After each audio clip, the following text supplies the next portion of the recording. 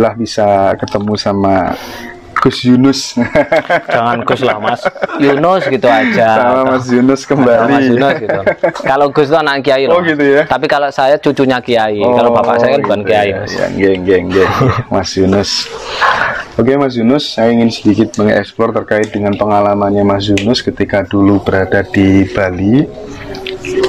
Tentu sering ketemu sama bule-bule. Apakah bule-bule itu sebenarnya tujuannya murni hanya untuk bersenang-senang, liburan, atau bagaimana Mas Yunus?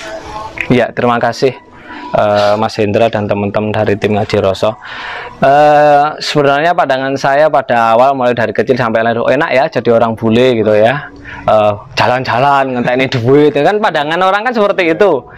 Ketika saya kenal dengan Pak Hariwi Cahyono, kebetulan beliau adalah seorang motivator internasional khusus bidang untuk penyelesaian masalah hutang sampai triliunan, karena dia punya masalah di keluarga. Akhirnya beliau udah ngundang kiai, udah ngundang banyak sekali motivator sampai ratusan juta, tetap masalah itu belum selesai, bahkan sudah hampir berumah tangga hampir gini. Itu akhirnya ngundang saya dan bilang, Mas Yunus, ini adalah ikhtiar saya terakhir. Jika memang ini nanti ikhtiar saya terakhir ini memang gagal, ya berarti saya harus pisah, kan seperti itu. Alhamdulillah saya di rumah itu, ini perjalanan dulu sebelum sampai ke Bali nggih. Akhirnya saya disuruh meng-RK istrinya. Nah kebetulan beliau kan di Bali, kan beliau mempunyai 3 hotel di sana. Saya disuruh RK istrinya di rumah Kediri sini, di Jogo, di Goranti ini. Dan pada waktu itu saya dibilangi, Mas Yunus hati-hati ya, karena istri saya itu apa itu namanya, ketua perguruan, banyak sekali kiai ustadz yang dipukulin. Waduh, saya badan saya kecil kayak gini ya, akhirnya saya bingung. Akhirnya supir saya, ayo tak ajak apa namanya ke rumahnya istrinya Pak Hariwi Cahyono. Wong kuwi jarine tukang nonyoni ustadz yo kiai, jarine kaya ngono kuwi. Aku engko dikongkon ngrubah, tapi kok gak cocok aku ditonyoni piye, karena soal aku dibilang seperti itu Mas. Akhirnya saya datang, sopirku tak suruh, kamu jangan di dalam mobil, kamu kudu nunggu ini. Kok aku bengok-bengok tak kode melayu, tolongan aku kan ya. Tapi ya alhamdulillah ya, semua dimudahkan sama Allah, dimudahkan sama Tuhan. Akhirnya ketika saya ngobrol sama beliau, terus akhirnya beliau mau RK. Dan ketika mau RK, dia itu ternyata pengen satu Mas, saya itu pengen punya mobil, padahal suaminya kaya raya gitu, tapi nggak dikasih mobil gitu, nggak dikasih belajar mobil kan gitu kan.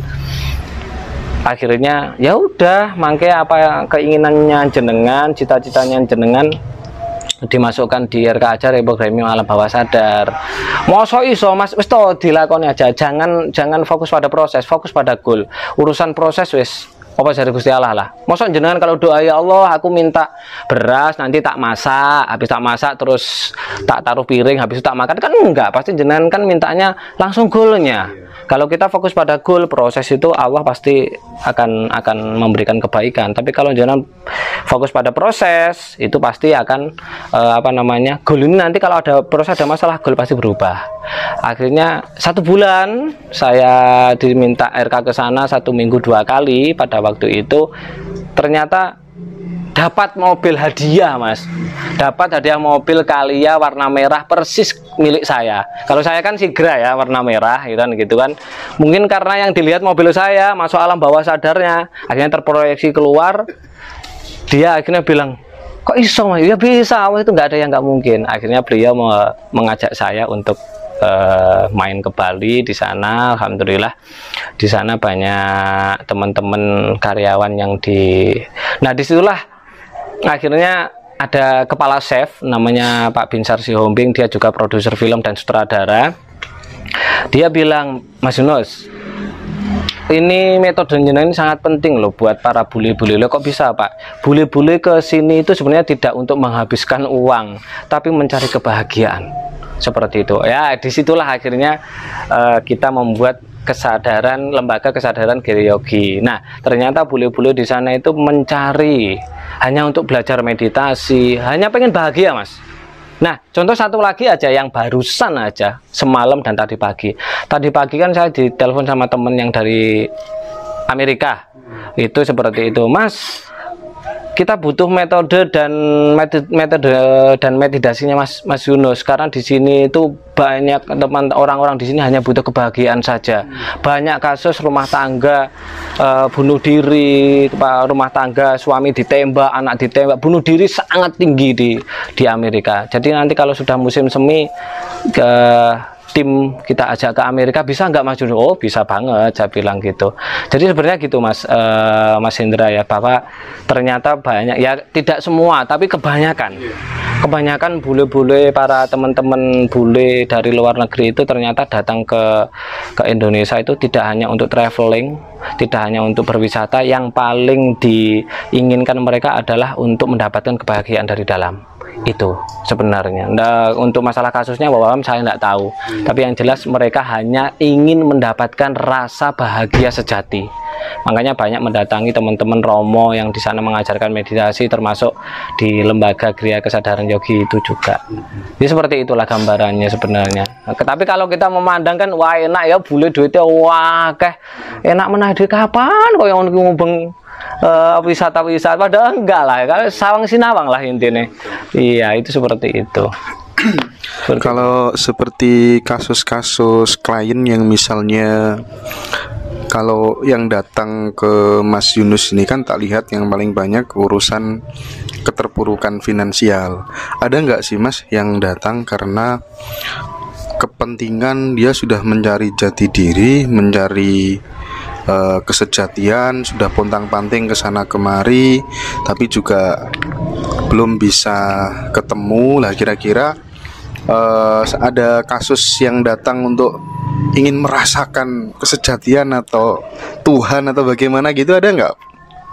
Banyak Mas, cuman yang paling akhir-akhir ini adalah semenjak di channelnya Jiroso ini akhirnya orangnya mencari saya.